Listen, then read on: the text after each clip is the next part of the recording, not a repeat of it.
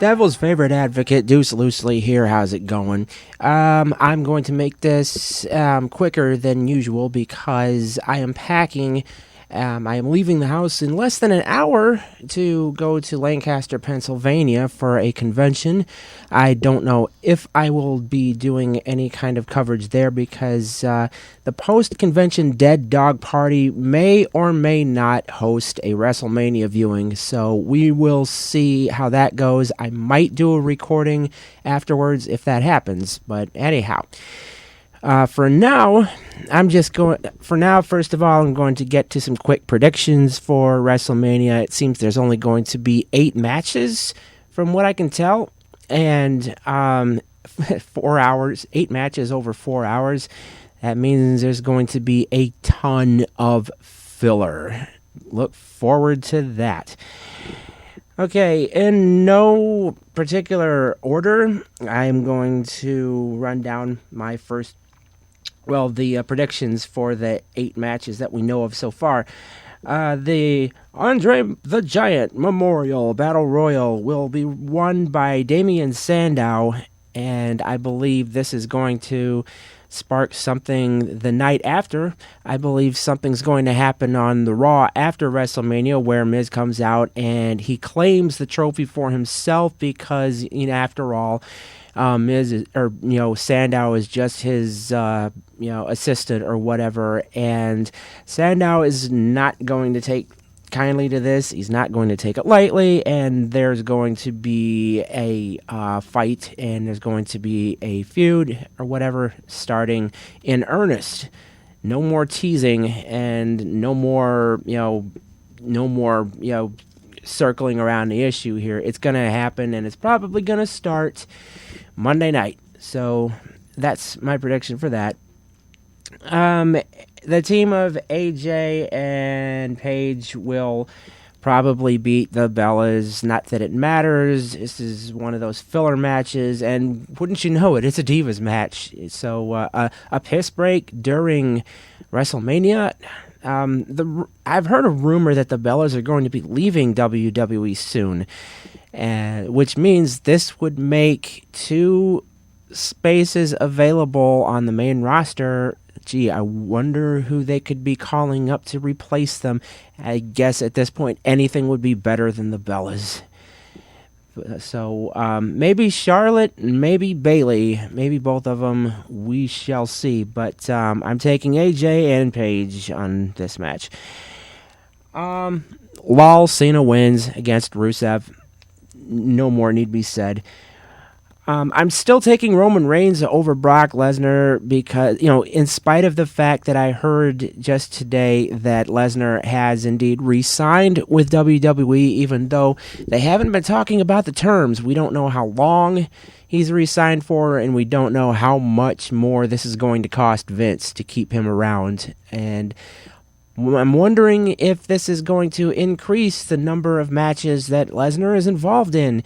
Is he going to be more active? Is he going to just hang around and do appearances rather than be active in the ring, rather than do proper matches? So we shall see how that goes.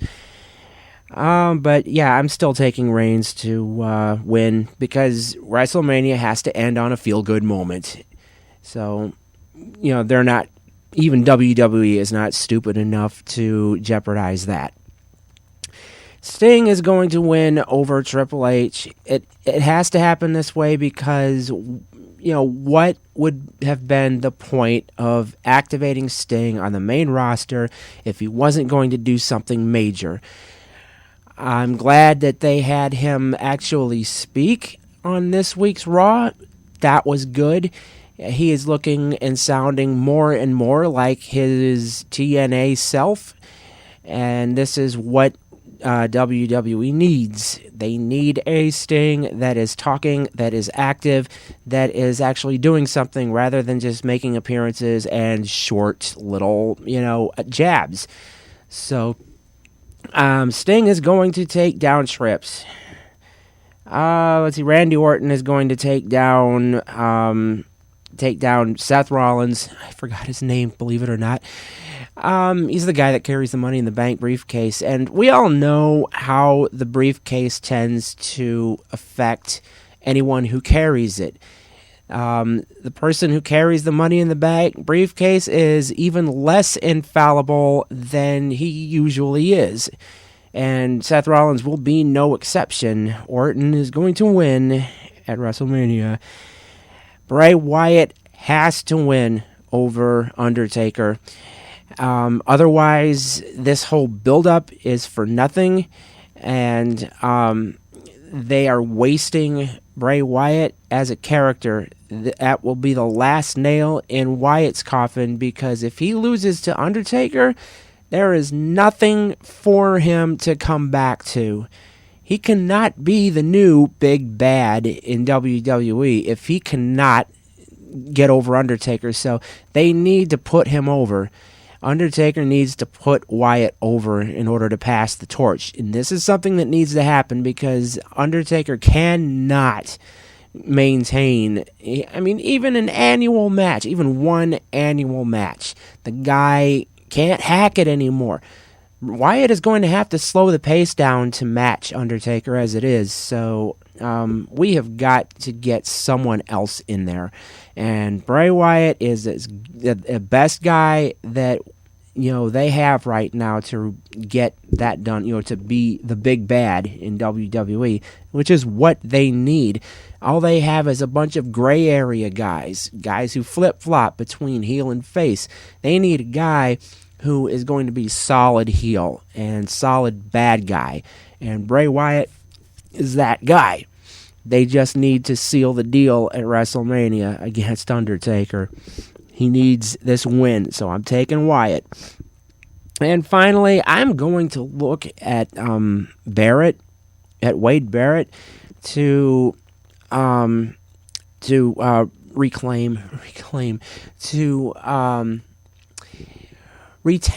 That's the word I'm looking for. To retain the Intercontinental Hardcore Money in the Bank title ladder match thing, whatever they're doing.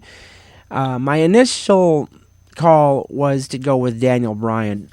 I don't know. I may change my mind back to Daniel Bryan because he was my initial choice, but I am going to stick with Wade Barrett. And if Barrett lets me down and Daniel Bryan does win the Intercontinental title, I will never again go back on my initial prediction. I always tend to second guess myself, and I always tend to be wrong. So I'm sticking with Wade Barrett to retain the title, and as an experiment. This is an experiment. So, but this will still count on my predictions, which right now for 2015 I am 11-8. Not a good way to start as far as I'm concerned, but at least I'm over 50%. So there's WrestleMania. There's look for tensions between Dolph Ziggler and Daniel Bryan to escalate. Yeah, I'm looking forward to that program. As far as the Raw ending this week, that was probably one of the worst things. That was probably the most...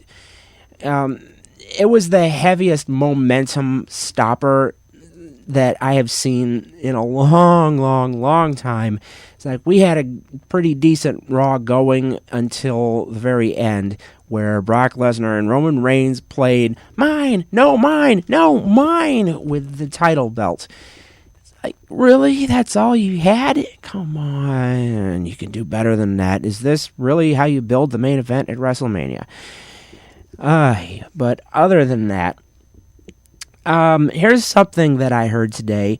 The SmackDown taping for this week apparently started immediately after Raw, when a lot of the fans had already left the building, which means there is a dead crowd for SmackDown. You will probably see a lot of empty seats for SmackDown this week, because they decided to do the taping right after Raw. I don't know how they managed to do this. considering Raw was 3 hours and it usually ends at a little after 11 p.m.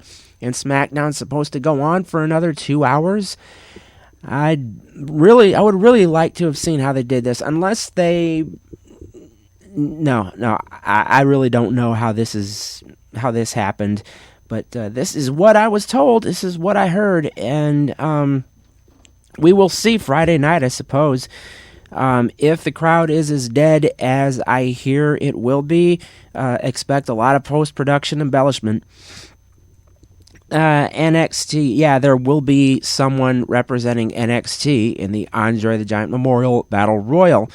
And there will be a tournament to determine who that will be. A lot of speculation says it will be Adrian Neville. But, again, we will see after tomorrow night, I suppose. That would be Wednesday night. Let's see, finally... And this is just an opinion I have. For the past 2 weeks, TNA Impact has turned in some must-not-miss episodes. And this week was no exception. Because TNA doesn't do a lot of pay-per-views, a lot of proper pay-per-views anyway, they only do like a few every year, they can make a big deal of regular television events. But the fact that they were over in the UK, I believe they were in London for this last show. Correct me if I'm wrong, but they were over in the UK, and they make a really big deal about them over there. They always pull in huge crowds, and it's always an exciting show. This week was no exception. It felt like a pay-per-view. It was pay-per-view quality. We got an Ultimate X 3-way tag team title match. And that was just crazy. So many spots in that match. It was a spot fest pretty much, but it was still crazy. It was still something that you need to see. Austin Aries got his briefcase back after let's see, something happened with Samoa Joe, who well, I'm not going to explain the story. I'm not going to spoil that much for you, but I will say that who am I kidding? It was an awesome segment. It involves Rockstar Spud, and Austin Aries gets his briefcase back, but what Spud does at the end, you're going to want to see that. Let's see, and I'm not going to spoil that for you if you haven't heard yet. Magnus and Bram are heating up. That situation between those two are heating up, and Mickie James is getting physically involved. She beat the shit out of Bram on his way out of the ring, and yeah, she can fight, she can hold her own, and there's no reason that they shouldn't have kept her away from, they shouldn't have treated her like a Tiffany egg. So good on them for giving her the spotlight for that much. The Kong, Taryn Terrell, and Gail Kim match for the Knockouts title. All I'm going to say is they need to give Kong the title, soon. They need to make her, they need to retain her legitimacy. They need to make her relevant again, because she's kind of losing traction.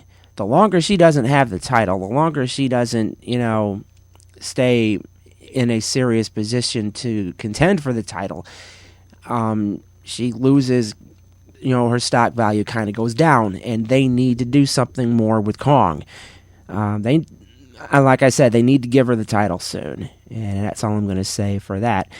The Matt Hardy versus James Storm match was pretty, it was fairly brutal. I won't say it was, extremely violent. It wasn't hardcore or anything like that, but it was pretty decent.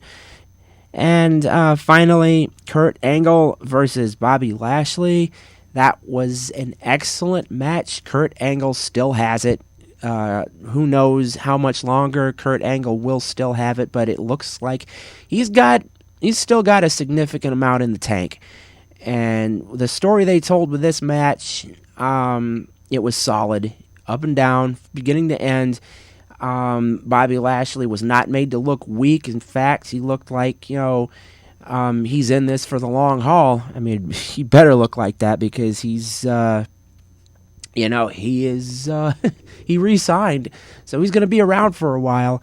So, but they made him look really strong, and Kurt Angle looked really good. So, this match was definitely worth tuning in for. Up and down the card, Impact was great. I would give it an 8 out of 10 this week. So, tune in for that.